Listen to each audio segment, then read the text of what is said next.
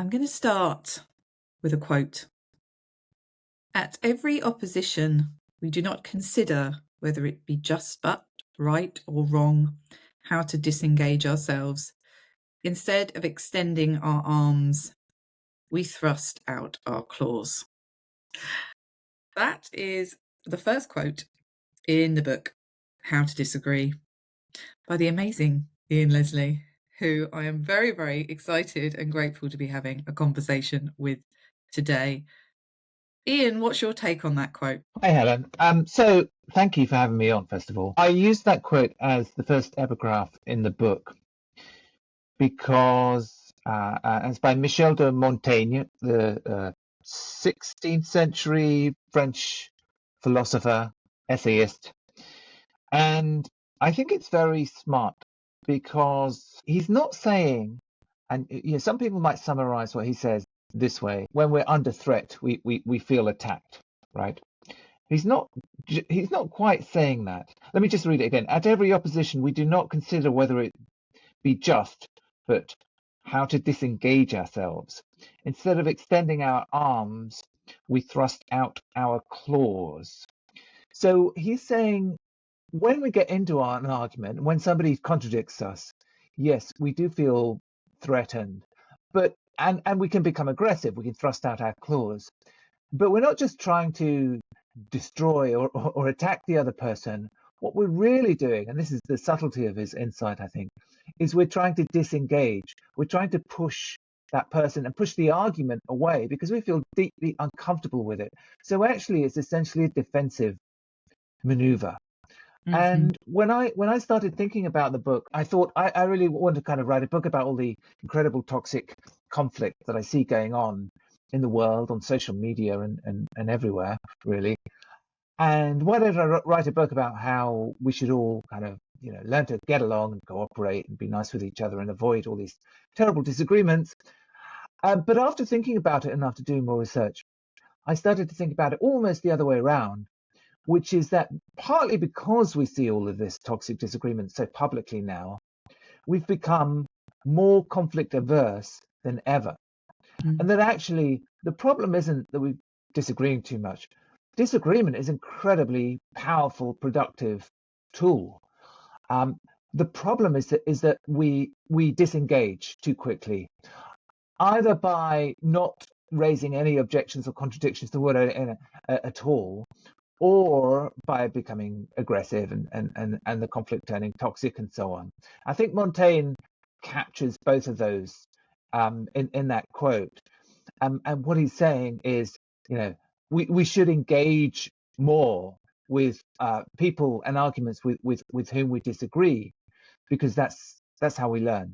And so really the book is a one long argument for having more and better and more productive disagreements. Something very close to my heart, which is why I love this book, and I'm so pleased that you were having this conversation, because for me, my life and work career has evolved around not having those things, being uncomfortable, disengaging, and really going through growth periods of really working on that for myself, but also helping other people to do that too. And I think it's always going to be a journey and not a destination, because I've been doing this for many, many years now and still seeing the same issues and still working on those same issues myself. But you've mentioned something there that I really want to touch on, which is, you said we're in a world now, a digital world, where on social media we're having more and more conflict.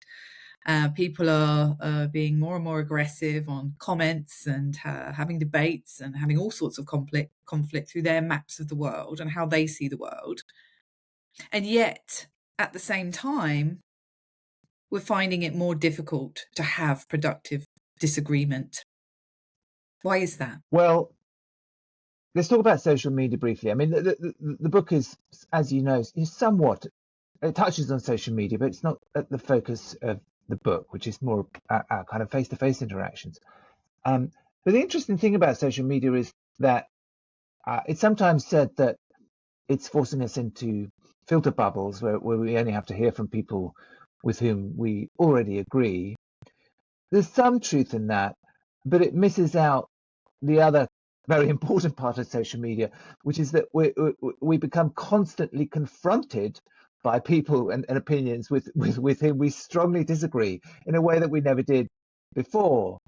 You know, I grew up in a filter bubble, right? My parents used to buy the same newspaper every day, and then we watched the BBC News in the evening. That's a filter bubble. Now, I just turn on my look at my phone, and I can see 100 stupid, offensive, horrible ideas and opinions before breakfast, and almost, this stuff kind of comes at you whether you choose to or not, no matter how tightly you adjust your filters. So I think we've become reminded that the world is an incredibly disagreeable place, and that's been very kind of uncomfortable for us. And rather than social media developing into a kind of Greek agora or marketplace of ideas where everybody kind of exchanges, you know, wonderful Socratic kind of, dialogues, we actually just sort of become horrified by the sheer cacophony and chaos of it all. And I think that's affected our offline life as well. And it's not the only reason, but I think it's one reason that we've become even more nervous of disagreement and contradiction than we were before. And I think that's a problem. Do you think that we've become even more nervous about disagreement and contradiction in real life because A, we're not doing it as much because of the digital sphere, or B, because we are more fearful because of online interactions and we're fearful of those jumping off the digital page and into real life? Yeah, I think partly it's because we see how toxic things get online, and that increases what's already kind of a strong part of most people's makeup, which is an aversion to conflict, right? Some people don't have that at all, but quite a lot of people are nervous of it, and this just makes us more nervous. But there are other kind of forces making us more wary than ever of conflict. There's a great and for the large part welcome emphasis on diversity, on collaboration, on being nice to each other, essentially, Yeah. being kind and caring at work, and so on. But there's a point at which that slips into a feeling that people are kind of, treading on eggshells. They don't want to offend. They're way more aware of all the many ways in which they might possibly offend people. And so they become quite conservative in their interactions with people, unless they're people that they know very well. Working from home a lot also exacerbates that. It's harder to kind of get a Yes. rich sense of what your colleagues are thinking and feeling when you're not in the room with them. So there's a kind of move to maybe a kind of more formality and just a more kind of careful method of communicating. Now, Yeah. as I say, some of that is for good reason, but actually we should be aware. I think it's creating problems too, and one of them is an increasing unwillingness to engage in vigorous, interesting, exciting, creative disagreement. Yeah. Because that's where magic happens, right? I've seen that myself when I started leaning into this and looking at this more and having these more honest conversations, more leaning into conflict and productive disagreement and welcoming that and learning the tools to be able to do that in a measured way. I saw some fantastic results, and that's why one of the biggest messages is really there's huge value in disagreement. There's a massive value, but I think for the people listening, a lot of which are leaders within organizations who are business owners, what I'd really like to start to dive into before we move into some other parts of the conversation is really understanding this sort of conflict areas and the different types of disagreement. And within the book, you talk about 4 different types of disagreement. I think for the listeners, it'd be good to sort of contextualize that a little bit. Are you able to explain that, please? Do I talk about 4 different types of disagreement? So we've got there's like intellectual disagreement. Well, yeah, I don't see it quite as systematically as that. but I do think that people often make the mistake of thinking that the best way to have a disagreement is to take all the emotion out of it and simply have a kind of an abstract philosophical debate. And actually, it's much better when people bring their whole selves to a disagreement, to a conversation. And if they get passionate about something, and even if they get a little hot under the collar as they're discussing it, that's okay. The moment it slips into hostility, that's a problem, right? And that needs to be managed and dealt with. But I do believe that people need to kind of bring their feelings to the table as well. For one thing, feelings and emotions actually enhance our cognitive capabilities, right? As I say, as long as they're constrained and managed in some sense, actually make us sharper, intellectually sharper. And for another thing, a big part of the point of disagreement is to show your true colors, to be honest with each other. And that's why, in the end, it ends up kind of strengthening relationships between people. And so I think to kind of suppress that how you're feeling about the position that you're taking, or to encourage that in your team is a mistake. Mm-hmm. So I don't know if that quite directly addresses your question, but well, let's talk about that a little bit more in terms of culture within organisations. So we've got individual personality based on ancestry and society and what is expected of you and all of those sorts of things. And then we have organisational culture, where there are a set of beliefs and behaviours that are ingrained. Even though we sometimes want to shift and change organisational culture and behaviour, it's hard to do. Where that there's this underlying feeling of not being able to speak up if you disagree with something.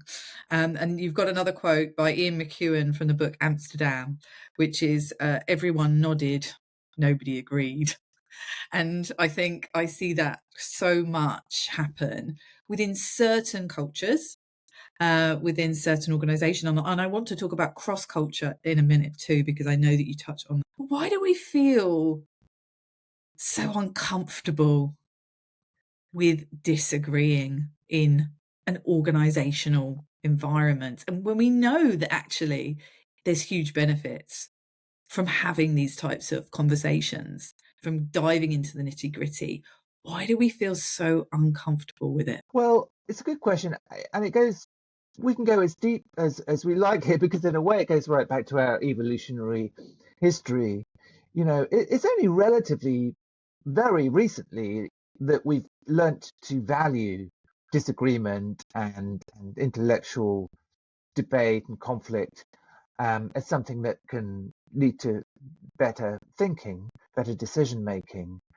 For most of human history, we've lived in groups of people with whom we broadly agree on the fundamentals of life, right? People who have very much the kind of same cultural, ideological background as we do.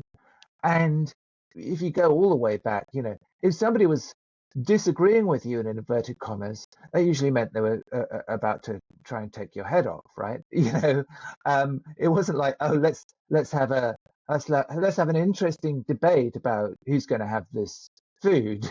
It was like, it's you or me. And actually, when they put people in an fMRI scanner and kind of showed them statements with which they disagreed, they found that the same areas of the brain light up when somebody feels that they're about to be attacked by a bear, right? So it's no coincidence that when you're in a disagreement or you're about to start one, you physically feel it, right? It's biologically kind of ingrained with you to tense up. You could feel it that your chest tightens, your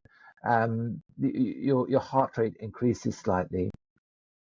And what you're worried about physiologically and psychologically at some level is that you're going to have a damaging conflict with whoever you're talking to.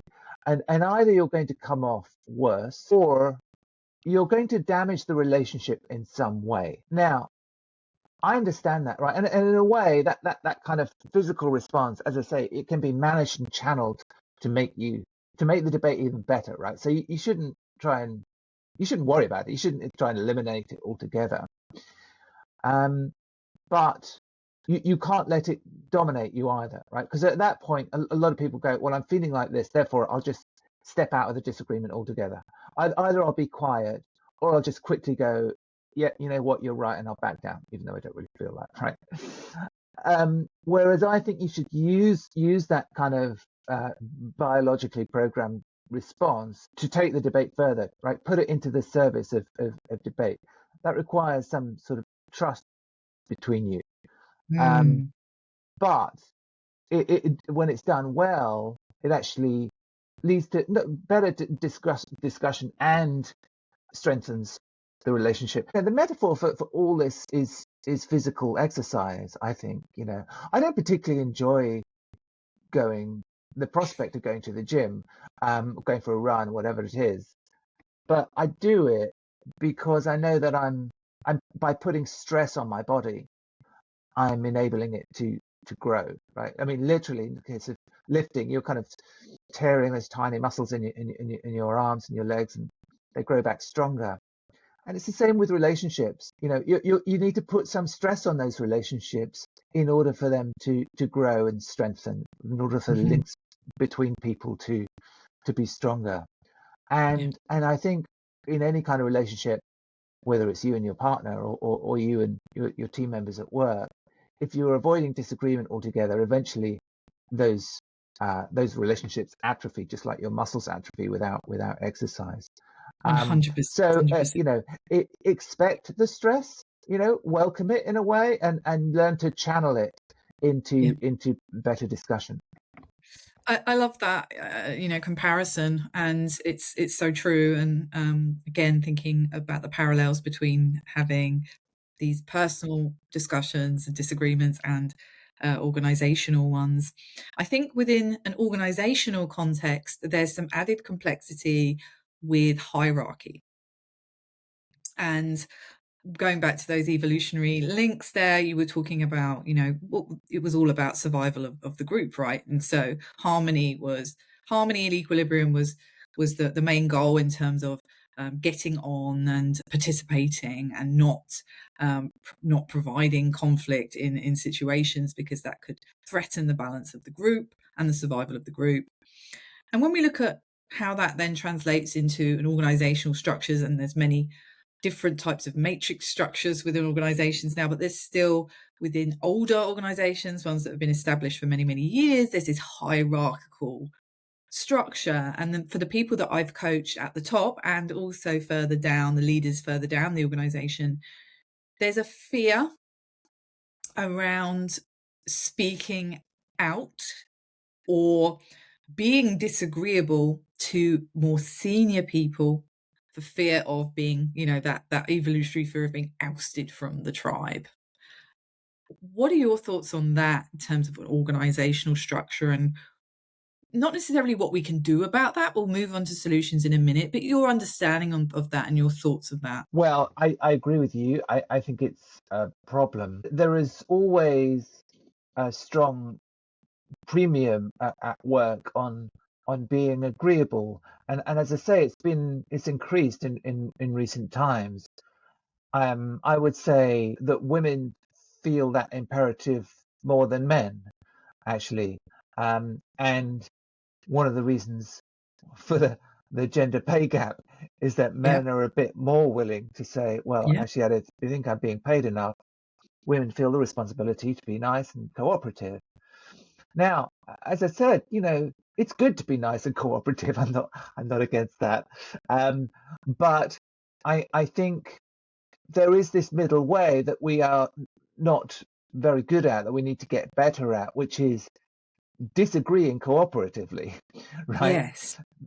Being able to say, no, that's wrong, and but the reason I'm disagreeing with you is that so that we can all get to a better place. Now, Hmm. that's harder for even harder for junior people to do, upwards, than it is for people to do who are kind of equals within the organization, and certainly harder for them to do than for the leaders to do it. But and I think it's something that has to be managed. I think there are ways for more junior people to to do it in a way that will kind of smooth the difficult part of getting into a disagreement.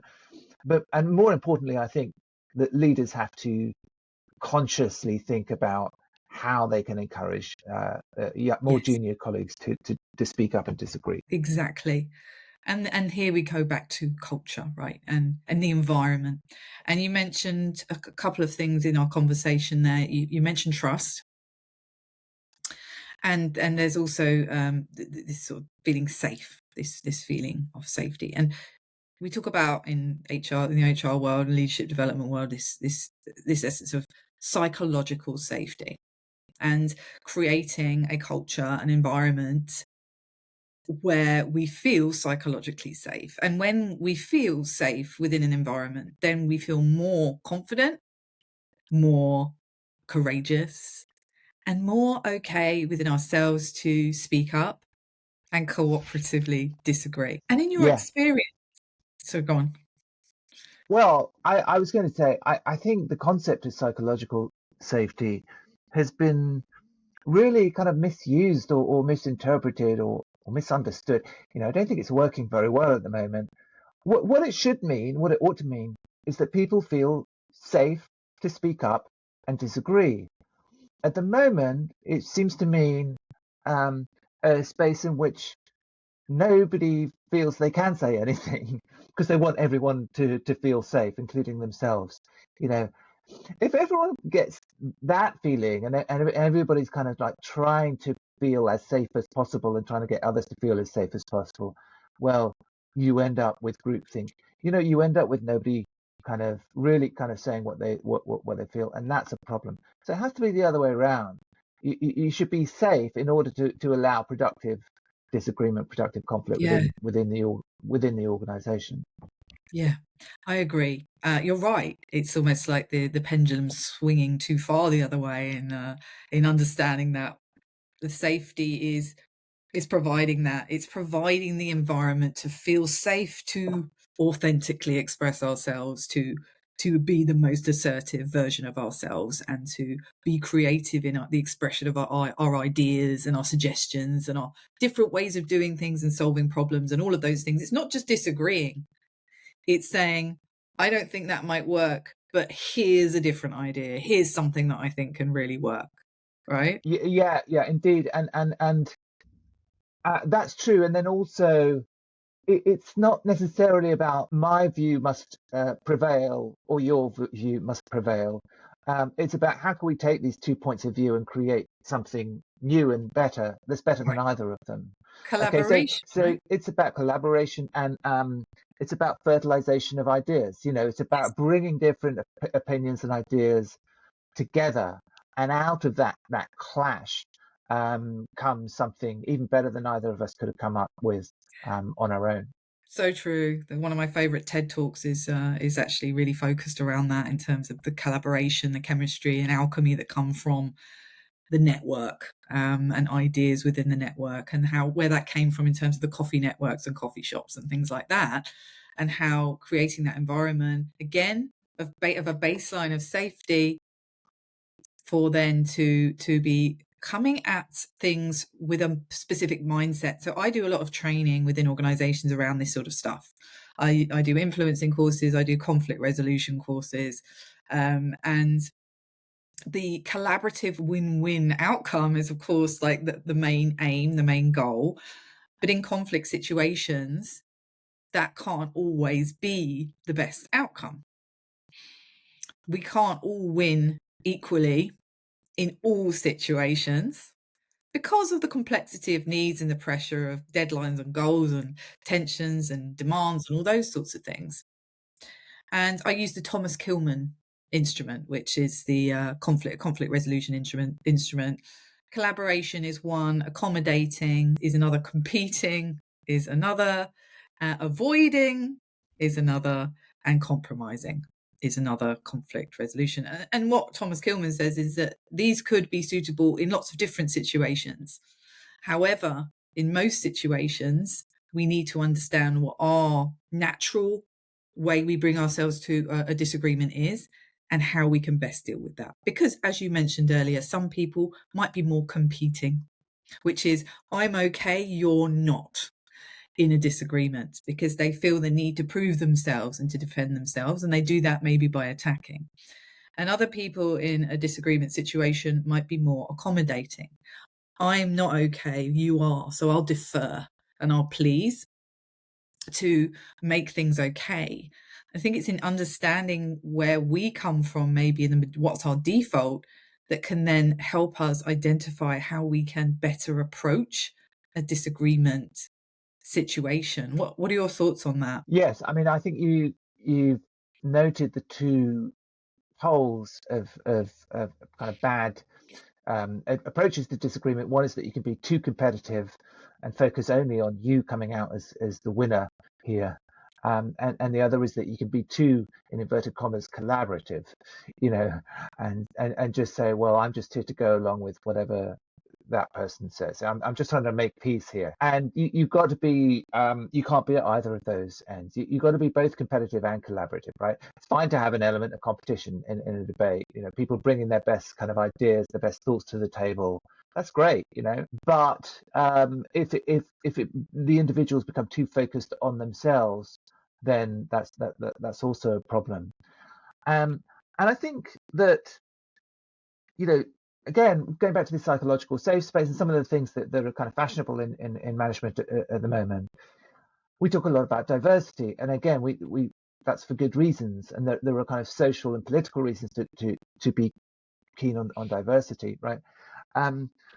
But from a kind of a managerial point of view, diversity isn't very useful unless it's accompanied by viewpoint diversity, by opinion diversity, right?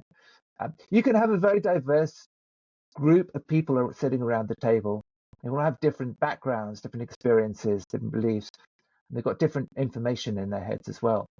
If they all sit around and agree with each other, you're not unlocking the benefits of that diversity, right? It doesn't actually help, which is it's like leaving money on the table. You know, if you have this marvelously diverse group of people, well, let's use that diversity to bring out what everybody has inside them, because it's different from what everybody else around the table has. There's a thing called psychologists call shared information bias, which is people have a tendency in groups, especially when they don't know each other very well, you know, at work, to only talk about the things on which the information on which they already know, right? The Yes. information that's kind of out there, Yes. and we'll just talk about that. But in each of those people, there is information or insight that the others don't have access to, and that can Mm. remain locked away. Mm. And that needs to be brought out if you really want a kind of diverse, lots of variation in the options that we can take. And disagreement is this incredibly kind of powerful engine for generating that diversity, because it kind of pulls that information and that insight out of everybody, because everybody's like, no, hang on a minute, I'm going to make a stronger argument here, so I'm going to tell you something that you guys don't know. Mhm. Um, I just think that managers need to pay more attention to that kind of diversity, and getting diversity of insight and information and experiences out on the table, right? I think And as I say, I think that's better for everyone. I think it's such a good point, and I'm being reminded of a story. And by the way, I do a lot of stuff around storytelling in my work, and the stories in your book are phenomenal. You use storytelling throughout to make your points. And there's one particular story about a 51-day, well, it wasn't a hostage situation, but it was a 51-day negotiation between the FBI and I don't know what to call them, an organization, a cult in America, Mm. and it's in a chapter called Check Your Weirdness, which I really like, Yeah, where the Waco cult. the Waco cult, where Yeah. you're seeing transcripts of the conversation in this negotiation, and the point being that each person in this conversation has got a completely different map of the world, Mm. and is coming at things from a completely different viewpoint. And it lasted 51 days because there was a real kind of lack of of putting yourself in the other person's shoes, showing empathy, and also understanding that there is difference. Let's now bring this into an organizational context, that there is diversity of thought based on experience, background, upbringing, wisdom, whatever it might be. And that can mean that you do have a completely different viewpoint to someone else. And rather than that being a sticking point or a jarring point, it's actually something that can be embraced, can be really given space for and to. I mean, it needs to be actively nurtured. It's just came across recently a good example of this. I hesitate to draw us into politics, but during the pandemic, when Boris Johnson was Prime Minister, and his cabinet and his advisors were sitting around the table during lockdown, and they were making decisions on which parts of society should be able to open up first.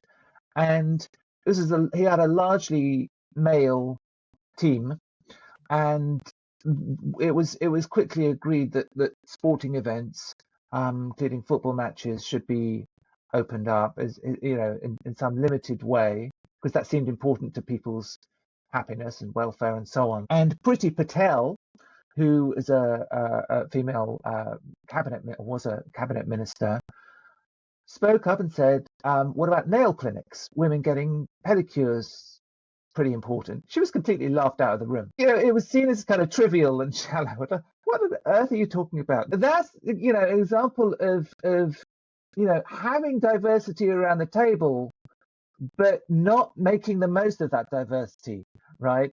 She was completely right, because they were just not aware of how many people go to nail clinics, how important it is for many people who are not men. And you've got these people around the table. They all have different backgrounds. They're tapped into different kind of channels of thinking, but maybe into different communities and so on. You need to kind of listen and nurture and bring that out of everyone, so that you have a greater variety of experiences and ideas on the table. Then you're going to make better decisions. Mm-hmm. Yeah, a really, really good example of that. And when I'm thinking about how I teach this and train this in organizations, and there's an influencing strategy called a pull influencing strategy, so that when you're building a relationship, or maybe there's low trust, or there's low knowledge, or it's a new relationship, or maybe it's a relationship where there is conflict currently, or the strength of the relationship is low, is that you use a pull, holding space, inquiring, asking questions, exploring the other person's position as much as possible, to learn, to absorb that person's viewpoint before then using any other strategy of communication. So you're effectively holding space to glean information in order to make your next move. Absolutely. In a way, even pull, it can feel a little bit like you're sort of dragging the person. I understand. Yeah. It's more about kind of not pushing, right? Which is partly what you're saying, right? Because when you push on people, they start to feel defensive, right? If they're feeling remotely insecure to begin with, which hopefully they wouldn't be, but they may well be, right? And once a disagreement turns into that, once people extend their claws and disengage and push away, then the disagreement is done. It's not going to be productive. So rather than pushing or pulling, I see it as, can you try and remove the barriers to the disagreement? Can you take things out of the way of you and this person disagreeing honestly and well? And often one of those barriers is that person is feeling insecure. They feel that maybe you're going to humiliate them in some way. They feel that maybe they're going to get in trouble, professionally in some way if they disagree, all sorts of reasons. And it's your job as the kind of interlocutor, and particularly if you're the boss, to remove those barriers one by one, make that Mm-hmm. person feel respected, say, look, I understand you've been working really hard on this, and I'm very appreciative of how hard you've worked on it. We think you're fantastic at your job, but here's what I want to raise. So you you just remove those kind of barriers so that you can get to the thing that you want to talk about.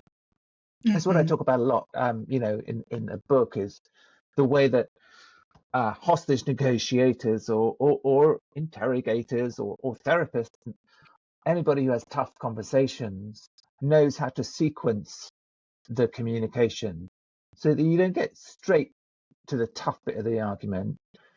You start, first of all, by just trying to strengthen the link, the relationship between you and the person in the room, or the people in the room. And you put them at ease. Essentially, you're trying to lower their defensiveness, lower their Mhm. barriers, Mhm. so that they can start speaking honestly, and you can too. And it goes back to safety. It goes back to creating that Yeah. environment of safety. So before we come to a close, and before I ask you the final question, when we think about approaches and strategies, or what needs to be in place to create this feeling within organizations of safety so that people can speak up, what else do we need to be mindful of when we're thinking organizationally, culturally, where we can nurture an environment from leadership and encouraging that within our employees of productive disagreement, of feeling okay to disagree? What can we do? I think there's a lot you can do, but let's just talk about one or two. One of them is a pretty simple one, which is being explicit about the fact that you welcome and expect productive disagreement in your organization. Yeah. Don't underestimate the effect you can have by just saying that, you know. So true. um, right? Um, Another one is modeling productive disagreement with your equals. If you're senior in the organization, right, show more junior people. I've talked to founders, startups who are, very intent on kind of forming the culture of their organizations. And one of them said to me that myself and my co-founder will publicly disagree in front of everyone. Again, not in a kind of hostile or an unpleasant way, but actually the opposite, right? In a kind of joyful and funny and but honest way, because we want them to see that that's fine, right? That's encouraged, and that's how we work together, the two of us. That's how we want you to work as well. So you can say it explicitly, and you can say it implicitly by modeling it like that. Um, Mm-hmm. and then another thing I'd say is, going back to our earlier conversation about the hierarchical problem, is being really kind of sure, congratulate junior people for speaking up and disagreeing. This is something that Reed Hastings at Netflix talks about a lot, and did a lot at Netflix, which was encouraging junior people to speak up, hearing them out, engaging with what they had to say, even if he didn't think it was up to much. And then, when people were standing up and the meeting was over, going around to that person, putting his arm around them, saying, "Yeah, thank you for that contribution." Making sure that everybody could see that, right? So that everybody kind of saw, oh, okay, this is a guy who's not just unafraid of hearing what junior people have to say, but actually wants it and expects it, and then helping that filters down to everyone else in the organization. Yeah, so simple, right? Yeah, If we think very of it like simple. that, that's actually pretty simple. And again, it's a top-down approach within hierarchical organizations to be modeling that and communicating that and showing that, showcasing that, to be able to create that safety. In other organizations, I guess it's creating that language for everybody to be doing that and feeling okay. Brené Brown's done a lot of work on this within organizations around rumbles and encouraging things like rumbles and rumble conversations and those sorts of things. It's about creating that sort of language around it to make it feel okay. But I recommend anyone who is listening to this to read Ian's book, How to Disagree. It's a really, really insightful, thought-provoking. It's not just a business book, because the amount of story in this is, it really makes you think, and it shifts your thoughts. And I really thank you for providing your insight today in this conversation, Ian. And with all my guests that I have on the Words That Change Lives podcast, I like to finish by asking one last question, which is, what words have changed your life? Well, I'm hoping it doesn't have to be directly about disagreement, No. because, okay, it doesn't. Okay. So this is one that I have had in the back of my mind for a few years now, and it's kind of come back to me recently because the person who said it recently died. So Daniel Kahneman, a psychologist who wrote the book Thinking Fast and Slow, Yes. where he speaks about system one, system two thinking, and so on, had this long and glorious career as a psychologist and a behavioral economist, Nobel Prize winning, etc., etc. Just died. I mean, he was in his 80s after a wonderful life.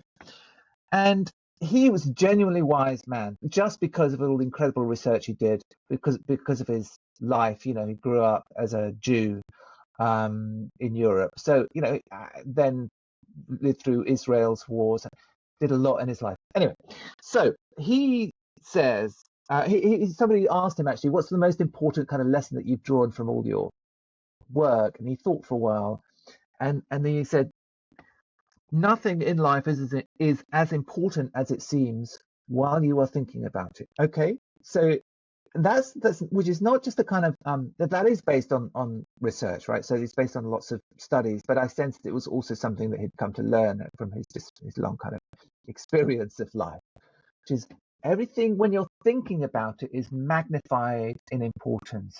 Actually, is not as important as you think, and we find that very hard to kind of cope with. But actually, once you absorb it and you learn it, it becomes like a kind of happy secret. And when something is going wrong, or when you're feeling stressed, or when you're feeling anxious, you know, maybe you've said something which is very stupid. Maybe something's happened at work or in the world out there that feels terribly kind of important and anxiety generating, and you're feeling about it. It's probably not as important as it seems right now as you're thinking about it. Try and remember that, and I think Yeah. it will lead you to be a calmer and happier person.